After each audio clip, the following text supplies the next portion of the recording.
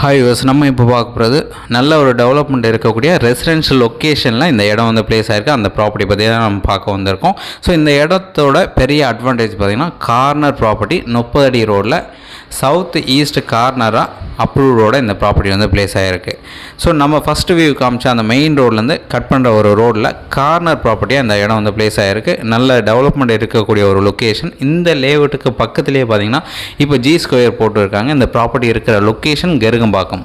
So கெருகம்பாக்கத்தில் G square இந்த ப்ராப்பர்ட்டிக்கு நியர் போட்டிருக்காங்க. அவங்க பார்த்தீங்கன்னா 6000 6500 அந்த மாதிரி கோட் பண்ணாங்க. ஸோ இவங்க கோட் பண்ணுற ப்ரைஸ் பார்த்திங்கன்னா 5700 per ஸ்கொயர் ஃபீட் சொல்கிறாங்க. ஸ்லைட்லி நெகோஷியல் பண்ணிக்கலாம். அது மட்டும் இல்லாமல் கார்னர் ப்ராப்பர்ட்டியாக பிளேஸ் ஆகிருக்கு. East facing. ஸோ நம்ம அழகாக வச்சு வீடு கட்ட முடியும். சவுத் ஈஸ்ட் கார்னர் ப்ராப்பர்ட்டி 30 அடி ரோடு. ஸோ நல்ல ஒரு டெவலப்மெண்ட் இருக்கக்கூடிய லொக்கேஷன். இந்த ரோடுக்கு கனெக்டிங் பார்த்தீங்கன்னா பைபாஸ் பக்கத்தில் இருக்குது. அர்ஜுன் கார்டன் நியர் கனெக்ட் பண்ணுற ரோடும் பக்கத்தில் இருக்குது. சைட் பார்க்கணுன்னு வச்சா கால் பண்ணுங்கள்.